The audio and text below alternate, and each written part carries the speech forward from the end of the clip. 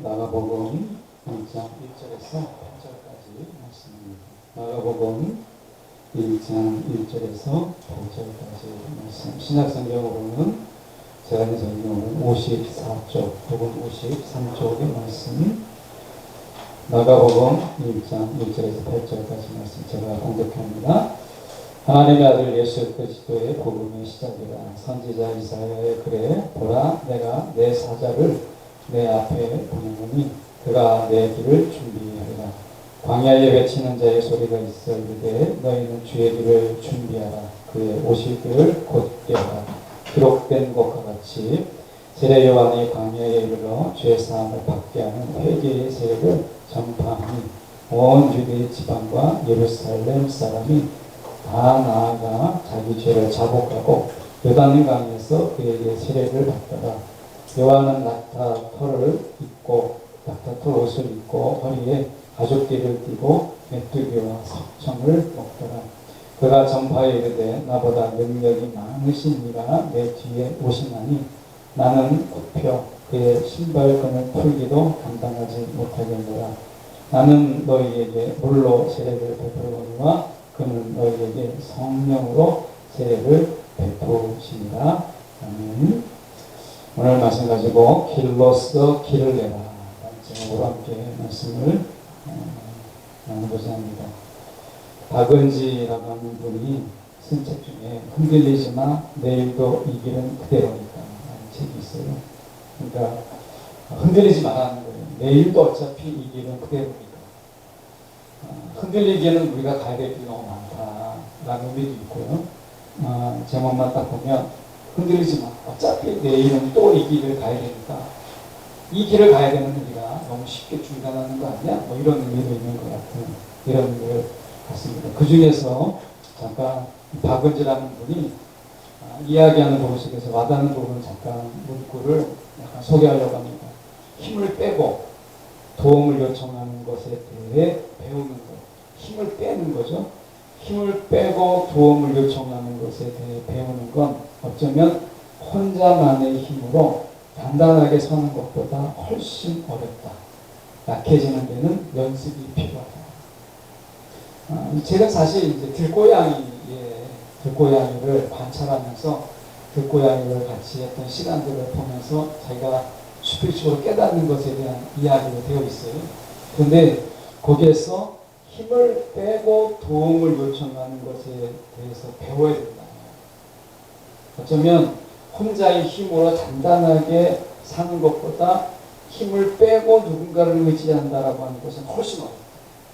그래서 약해지는 데는 연습이 필요하다. 이렇게 이야기를 해요. 우리가 하나님께 우리가 온전히 힘을 빼고 내 힘을 빼고 우리가 그분에게 온전히 맡기는 데에 있어서는요. 훈련이 필요한 거예요. 이게 저절로 될 것 같죠?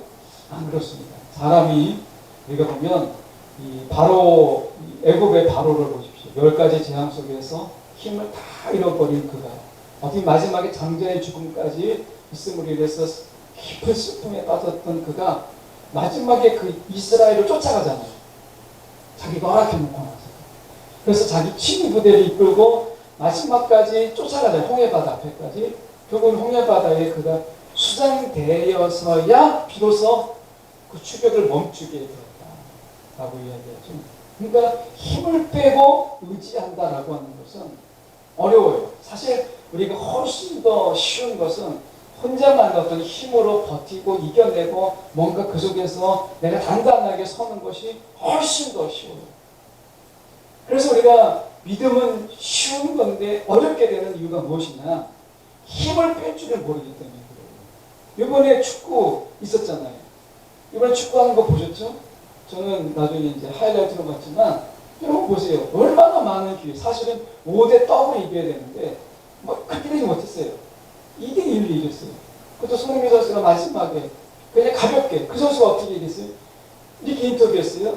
이게 마지막 나에게 오는 기회라고 생각했다. 그래서 정말 공에 집중하고 가장 가벼운 마음으로 내가 골을 넣는다는 마음으로 툭 찼다는 거예요. 그러면 앞에는 어떻게 넣느냐? 1대1 골키퍼하고 1대1이 있는데 얼마나 힘을 줬는지 진짜 홈런이 나왔어. 홈런. 골대가 바로 앞에 있는데 골대를 넘어가고 막 얼마나 높이 올라가는지, 야구를 했으면 진짜 홈런이 나올 정도로 세상에 공을 그렇게 찼어요. 왜 그래요?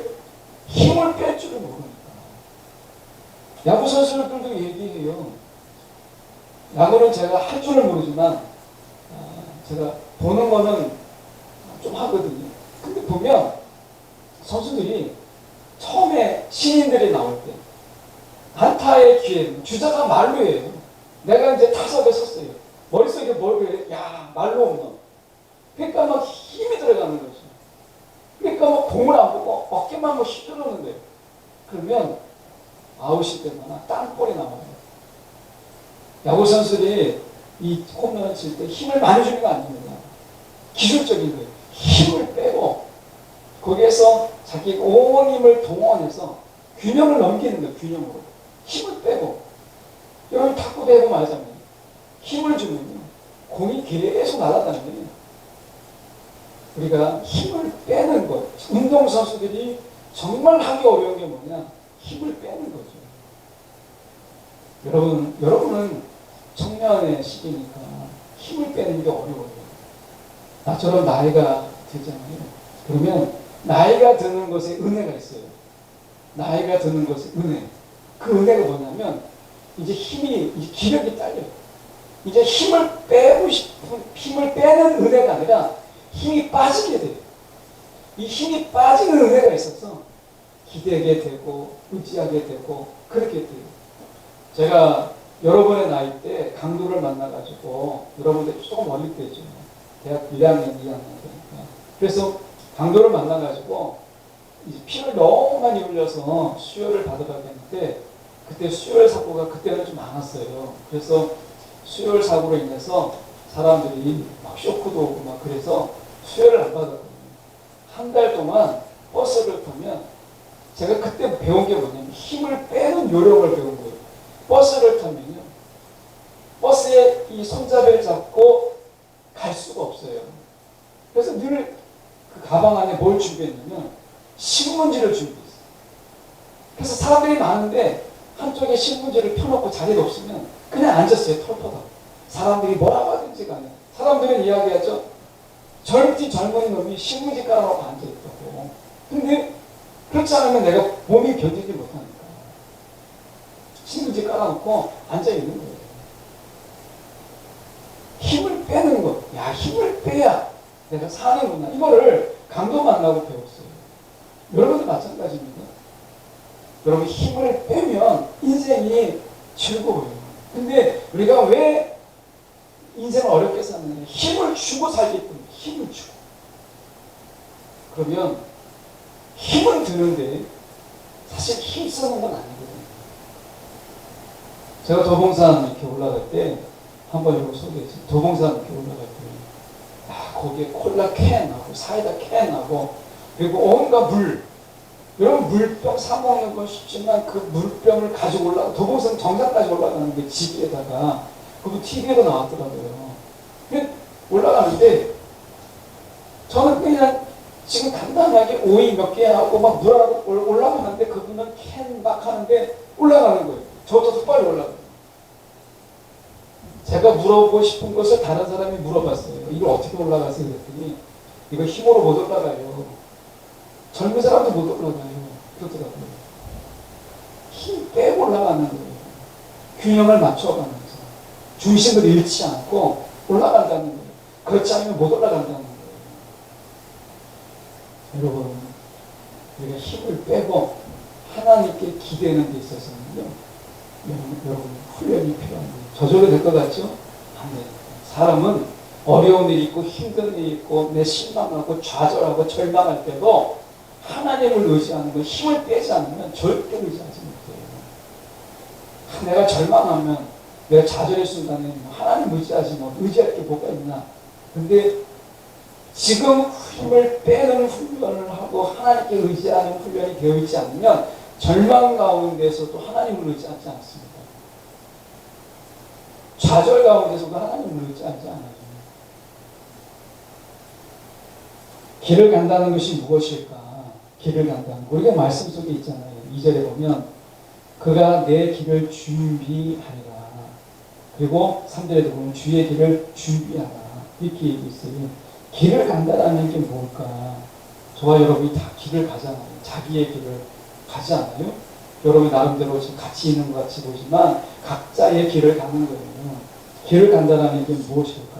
그런데 이런 생각을 저는 해봐요. 야, 준비된 길을 가는 거 얼마나 좋을까? 저는 목사 금년에 제가 목사로 저희 집에서는 1호예요. 그러다 보니까 준비 안 된 길을 가니까 정말 힘들었어요. 준비 안 된 길을 가는 것은 정말 힘들어요. 여러분의 가는 길에 준비된 길이 있기를 원해요. 정말 그래요. 여러분 어떤 길을 가든지 간에 그 길이 준비된 길을 가십시오. 준비 안 된 길을 간다는 것은 정말 어렵더라고요. 그래서 제 동기들도 보면, 제 후배들도 보면 준비된 길을 가는 사람들이죠. 그런 사람들은 목회의 길도 편하고 먹는 사역의 길도 정말 편하고, 그런데 개척자는 여전히 어려워요. 하나님이 우리를 길을 가라 할 때 여러분 우리가 준비 안 된 길, 그냥 맨 땅을 가라 이렇게 말씀하지 않아요. 준비된 길을 가라 말씀하시거든요. 여러분 우리는 그 길을 가는 거예요. 오늘 우리 가운데 어떤 길이 준비되어 있는가. 내가 길을 떠나기 전에 나에게 준비된 길을 알아야 되지 않겠어요? 준비된 길을 놔두고 맨 땅에 가는 길은요 힘들어요.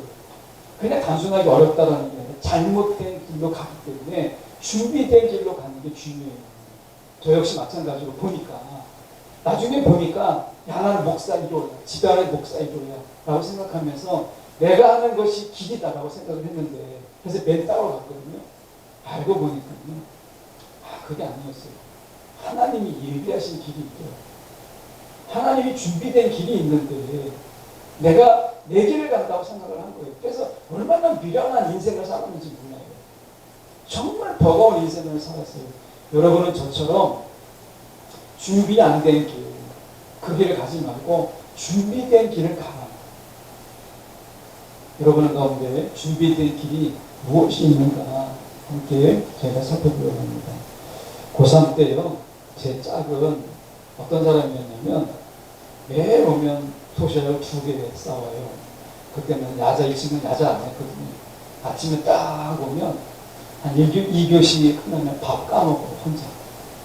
근데 밥이 우리 때는 흉내내지도 없는 햄에다가 스팸에다가, 그때는 우리 때가 그게 귀했어요.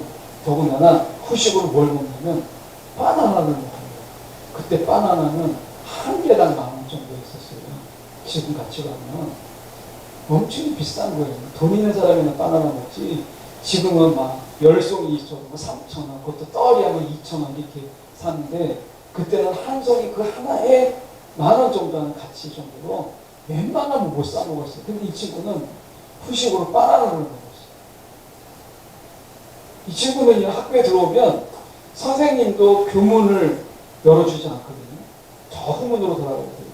그런데 이 친구는 교문이 열려요.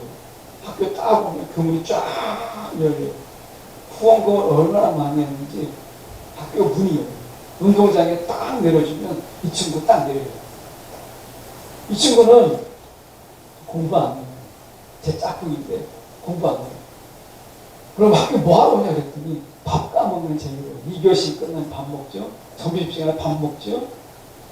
그리고 저녁 때는 끝날 때쯤 되면 저기 매점에 가서 간식을 얼마나 많이 먹는지 그리고 자요. 네. 선생님도 안 깨워요.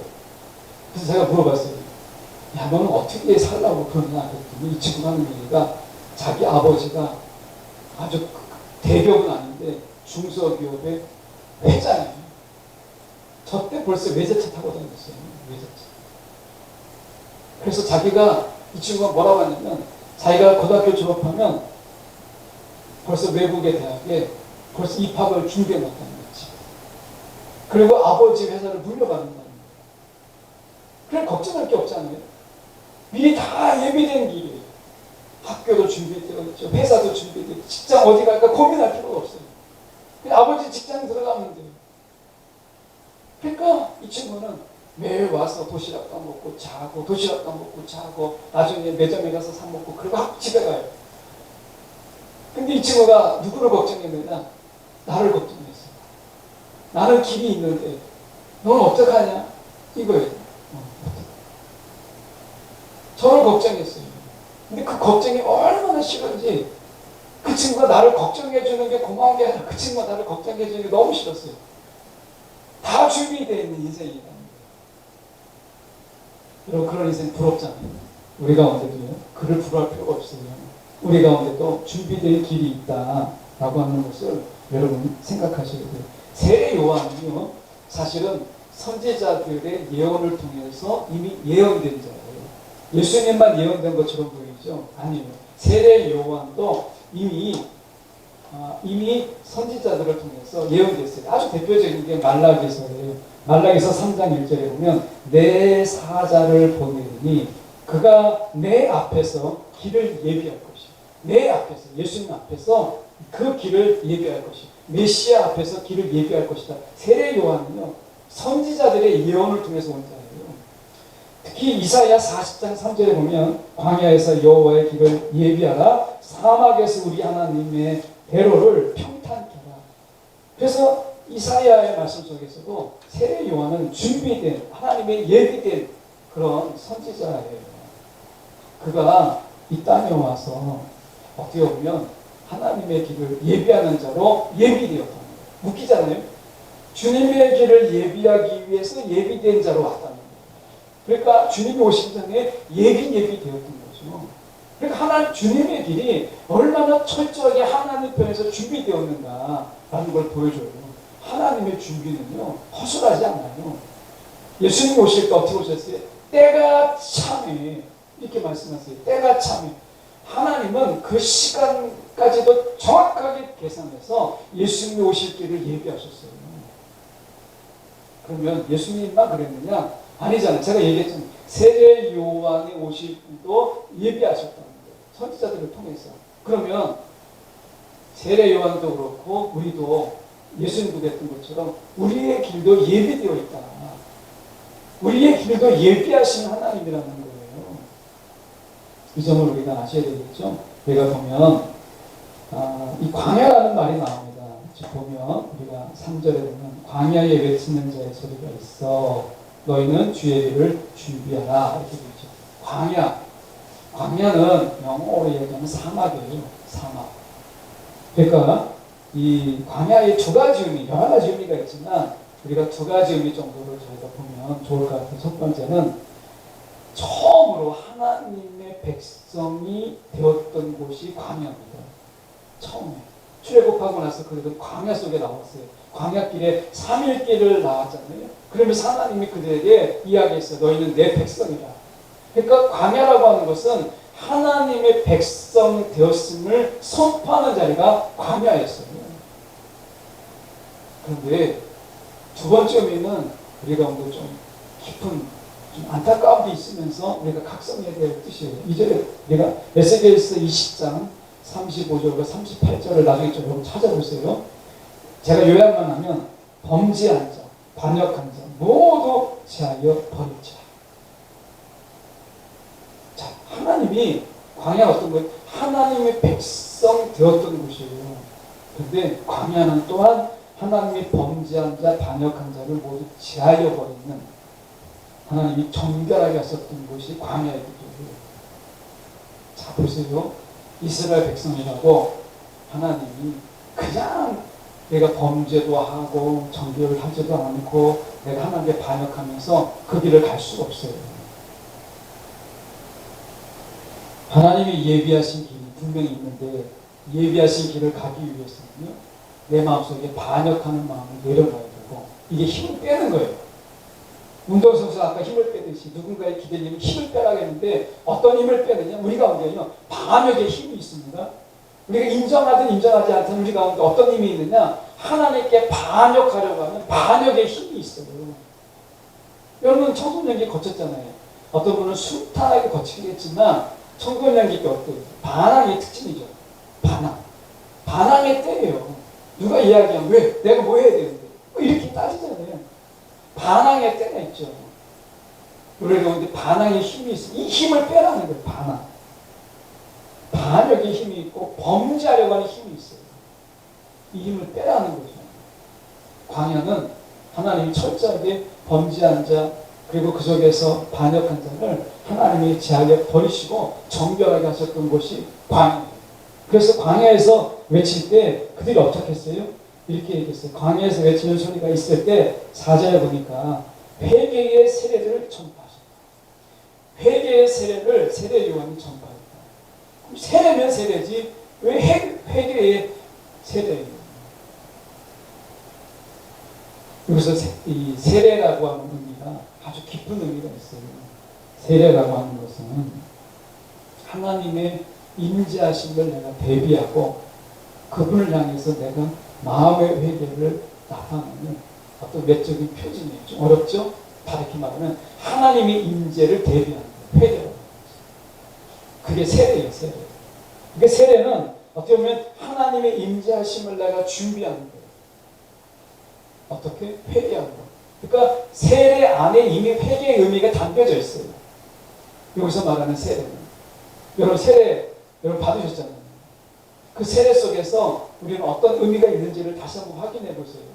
원래 하나님과 연합된 의미가 있어요. 그런데 여러분 세례를 받을 때 하나님의 내 속에서 임재하심을 내가 준비하는 거예요. 지금 이 세례 요한이 무엇을 준비했어요? 세례를 줌으로 인해서 하나님의 임하심 그것을 그들 가운데 준비한 거예요. 하나님의 나라가 도래하고 예수 그리스도가 임하실 것을 그들에게 준비하게 하는 것이죠. 자, 하나님이 제가 준비된 길을 우리 가운데 가게 하신다고 했어요. 어떤 것을 준비하느냐? 하나님의 임재의 준비를 우리 가운데 하게 하셨다는 거예요. 우리의 준비된 길, 이 길은 하나님과 함께 가는 길이에요. 맞잖아요. 여러분 우리가 가는 길은 주님과 함께 동행하는 길이에요. 주님과 함께 가는 길입니다. 주님과 따로 가는 길이 아니라 우리 가운데 예비된 길은 주님과 함께 가는 길이요 주님과 동행하는 길이에요. 그런데 주님과 함께 하기 위해서는 우리 가운데 뭐가 필요해요? 하나님의 임재를 준비하기 위한 회개가 필요하다는 거예요. 회개가. 그래 주님과 함께 가죠. 근데 회개하지 않는 자는 주님의 준비된 길을 갈 수가 없어요. 주님이 예비된 길을 갈 수가 없다는 거예요. 왜 세상 사람들이 하나님이 준비하신 길을 가지 못하느냐? 왜 우리가 하나님이 준비하신 그 길을 가지 못하고 따로 가느냐? 그것은 하나님의 임재를 준비하는 회개의 세례가 우리 가운데 없기 때문에 그래요.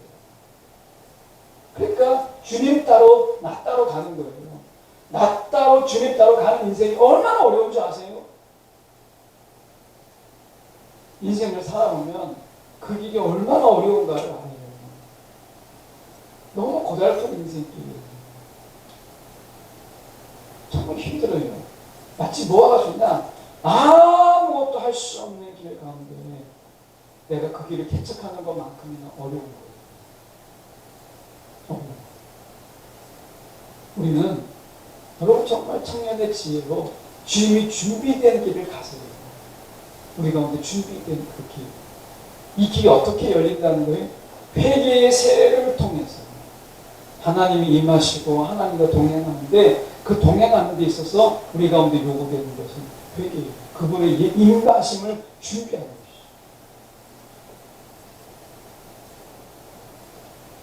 여러분 우리 가운데 회개를 이야기할 때 생각해 볼 수 있는 것은 우리 가운데 회개라는 것은 반역하려고 하는 마음, 거역하려고 하는 마음, 범죄하려고 하는 마음, 하나님께 내가 정말 거절하고 거부하려고 하는 이 마음을 내가 내려놓는 거예요. 이 마음을 내려놓는 거예요. 그렇게 할 때 주님이 예비한 길을 주님과 함께 갈 수 있는 거예요. 자, 여러분 가운데 어느 길을 가기를 원하십니까? 여러분이 가고 싶은 길들이 보이잖아요. 여러분이 가고 싶은 그 길. 근데 그 길이 오늘 주님이 여러분이 가는 그 길에 예비되어 있다. 이걸 믿으세요. 아, 내가 이 길을 그냥 나 혼자 가는 게 아니구나. 정말 주님이 예비된 길이 있구나. 여러분 지금은 몰라도 제가 가보니까 인생을 살아보니까 하나님께서 다 예비하셨다. 예배할 수 있어요. 제가 너무 많이 얘기해서 여러분 아마 지겨울지 모르겠지만 여기에 있는 피아노 하나가 그걸 증명해요. 제가 하계동에서 이렇게 예배 드릴 때,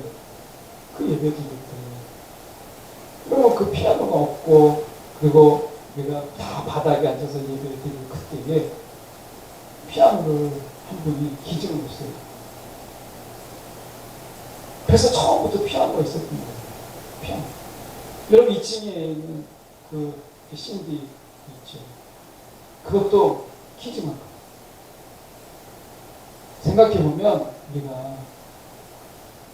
생각해보면 하나님께서 이렇게 예배하셨구나. 제가 하나님 앞에서 너 계속 하겠느냐 했을 때 네 라고만 했을 때 하나님께서는 다 예배하심을 통해서 가구가 들어오고 전혀 예상치 못한 속에서 제가 지금 앉아있는 2층에 사무실에 앉아있는 책상과 의자 그때 들어온 거예요. 그때 책꽂이도 들어오고 피아노도 들어오고 그렇게 된 거예요. 하나님이 네만 했는데 하나님이 예배하신 속에서 이것도 저것도 하나님이 미리 예배하신 것 다 들어오기 시작하더라고요. 네만 했는데 그것처럼 내가 보이지 않지만 내가 이 길은 하나님이 예비하신 길이고 내가 나 혼자 가는 길이 아니라 하나님이 나에게 예비하신 길을 가는 것이다 라고 하는 믿음이 필요한 거예요. 그리고 그 길을 가세요.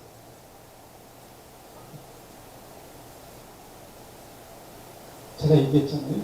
주님과 같이 가는 데 있어서는 제일 중요한 건 힘을 빼는 거예요. 힘을 빼는 게 회개예요. 힘을 빼는 거. 막 힘 주는 게 아니라 이사야의 말씀 속에 우리가 어떻게 얘기하고 있냐면 각기 제갈 길로 갔다. 각기 제갈. 양은요 고집이 얼마나 센지 다 제갈 길로 가려고 해요. 이거 힘을 빼야 그래야 주님이 이끄시는 대로 함께 갈 수 있는 거예요. 함께. 저는 정말 청년의 지혜가 있다면 내가 한번 해보겠다. 막 힘을 쓰지 말고 처음부터 빨리 힘을 빼고 의지하는 힘을 내가 의지하는 그 기술을 좀 배우는 게 정말 지혜라는 힘을 빼는 거예요.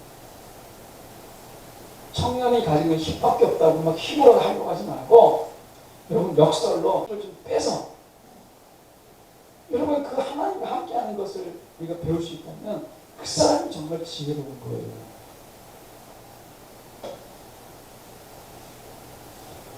우리가 이 유동일이라고 하는 분이 이런 얘기를 했어요. 길이 없으면 돌아서 가라. 길이 없으면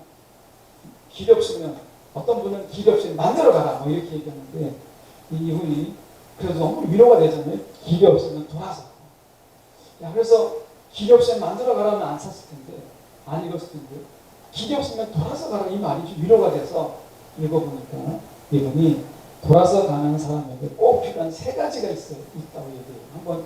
여러분이 한번 잘 들어보세요. 돌아서 가는 사람에게 꼭 필요한 3가지. 유동이라는 분이 이렇게 얘기했습니다. 첫 번째, 주어진 현실을 인정해라.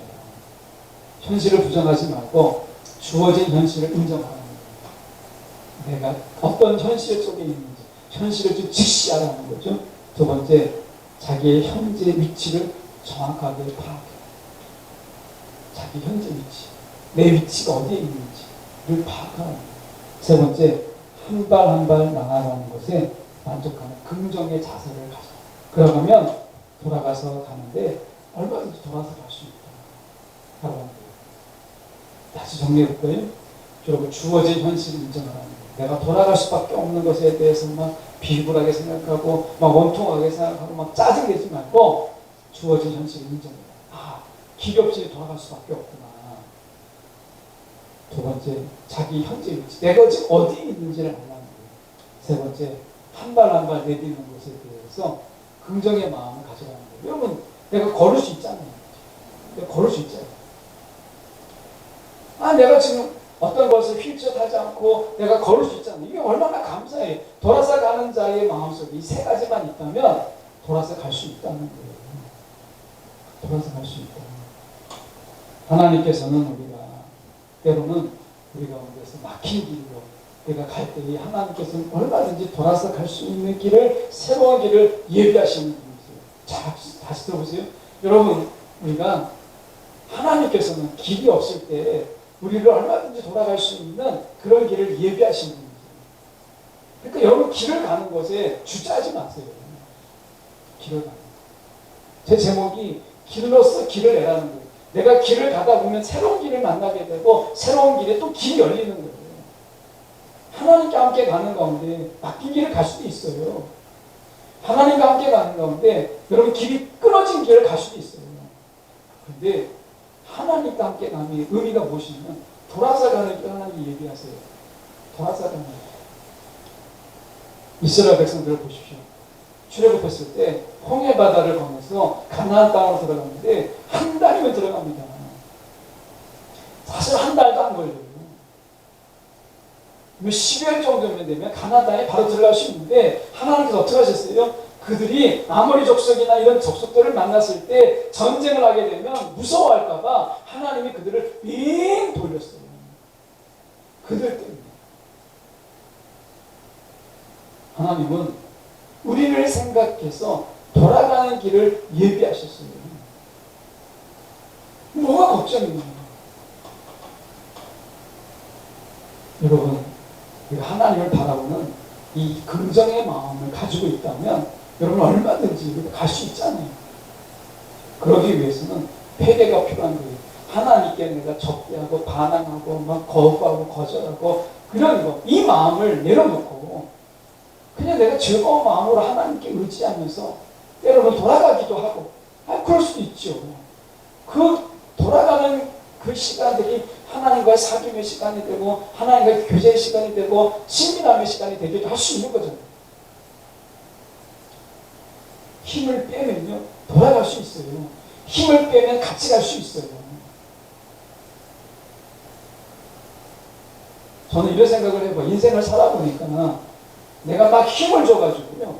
힘을 줘가지고 내가 나 혼자 가겠다고 막 달려간 그 거리하고 그래서 막 달려갔단 말이에요.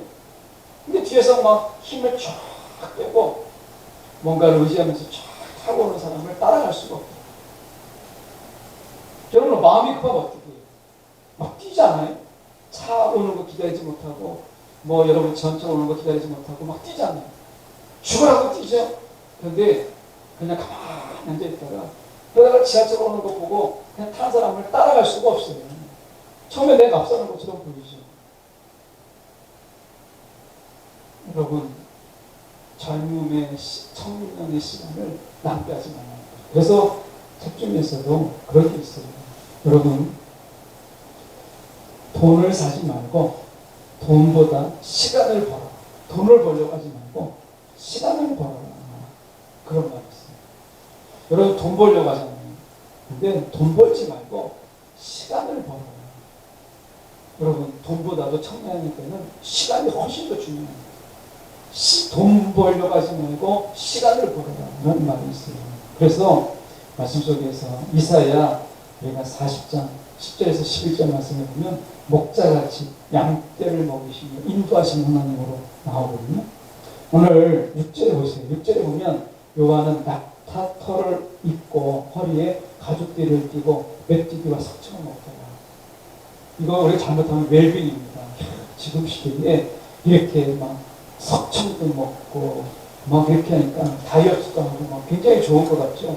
근데 이게 의미가 있어요. 이게 뭐냐면 자아도취에 빠진 이 부정한 이스라엘과 구별된 삶을 이야기하는 거예요. 이스라엘 백성들이 자기 도취에 빠진 거예요. 자아도취에 빠져가지고 그 도취에서 헤어날 줄을 모르는데 하나님이 지금 요한에게 낙타털을 입고 허리에 가죽띠를 띠고 메뚜기와 석청을 먹더라 라고 했던 것은 그 자아도취에 빠졌던 그래서 부정하기 이를 데 없는 이스라엘 백성들과 구별되어서 살아났던 세례 요한의 삶을 말씀하고 있습니다. 요한의 뜻이 무엇인지 아세요? 주님은 은혜로우시다. 요한의 뜻이 그런 거예요. 주님은 은혜로우시다. 그래서 이런 구별된 삶을 살았던 속에서 그에게 무엇이 열렸냐면 그게 하나님이 그에게 복음을 맡기셨다는 거예요. 지금 보십시오. 우리가 보면 이렇게 말씀하잖아요. 7절에 그가 전파에 이르되 나보다 능력이 많으시니가 내 뒤에 오시나니 나는 굽혀 그의 신발끈을 풀기도 감당하지 못하겠노라 하고, 세례 요한이 예수님 오실 길을 그가 예비하고 있었다라고 하는 것이죠. 그런데 그 길조차도 세례 요한에게 준비된 길이었다라고 하는 거예요. 저는 여러분에게 최고의 스펙, 여러분 스펙을 많이 여러분 이제 준비하잖아요. 스펙. 나중에 직장 때문에 앞으로 여러분이 삶에 있어서 뭔가 스펙을. 근데 최고의 스펙이 뭘까요? 최고의 스펙은 절실합니다. 라는 말이에요. 절실함. 최고의 스펙은 절실함이에요. 오늘 내가 주님과 함께 내가 나의 예비된 길을 가겠다라고 하는 것에 절실함을 가져.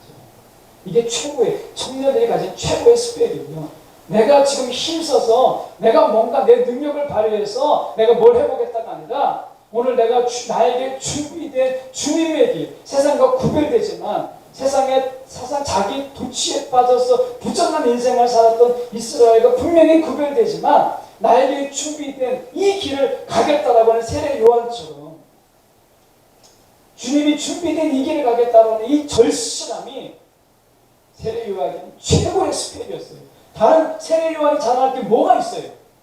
없어요.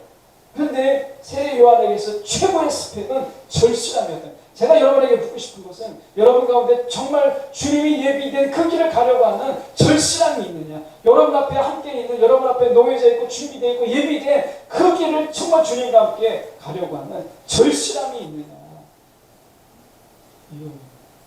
정말 이 세상에서 청년들에게 요구하는 하나님의 최고의 스펙은 절박함과 절실함.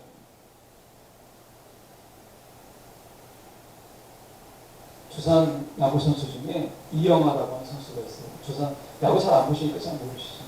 근데 이 선수는 재작년에 17승을 하는 선수예요. 선발 투수로 17승을 해서 각 구단에서 주목을 받았던 선수인데 작년도 그렇고 금년도 그렇고 금년에는 평균 자책점이 9.0이 있어요. 그러니까 던지면 9점을 한 게임에서 준다는, 그럼 어떻게 게임을 이길 수 있겠어요? 그래서 잊혀진 선수였어요. 근데 이 선수가 최근에 방어율이 1.0으로 떨어졌어요. 9.0에서 1.0으로 떨어졌어요. 인터뷰가 나왔는데 이 사람이 아니라 코치가 인터뷰를 했어요. 그 코치 인터뷰가 너무나 와닿았어요. 뭐냐면 이 이영하 선수가 달라진 이유가 무엇이냐? 뭐라고 한 줄 아십니까? 절박함. 절박함이 그를 평화시켰다. 이렇게 이야기했어요. 절박함이 그를 평화시켰다. 여러분, 절박함이 있느냐? 내가 주님이 예비된 이 길을 가야 된다라고 하는, 다른 길로 가면 안 된다라고 하는 이 절박함. 절실함이요. 여러분의 최고의 스펙이에요. 이 스펙을 가지세요. 여러분을 만나면 절박함이 보이고 여러분을 보면 절실함이 보이는 거예요. 그 청년은 여러분 분명히 하나님의 준비된 길을 갈 수 있어요. 우리가 안타까운 것은 이 절실함이 보이지 않는다. 하나님 우리 가운데 우리가 최고의 스펙, 절실함, 절박함. 여러분이 이 절실함과 절박함, 주님의 길을 내가 가야 되겠다, 예비된 길을 내가 가야 되겠다라고 하는 이 절박함으로 살아가는 최고의 스펙을 누릴 수 있는 주님의 청년들 되기를 간절히 소망합니다. 기도하겠습니다.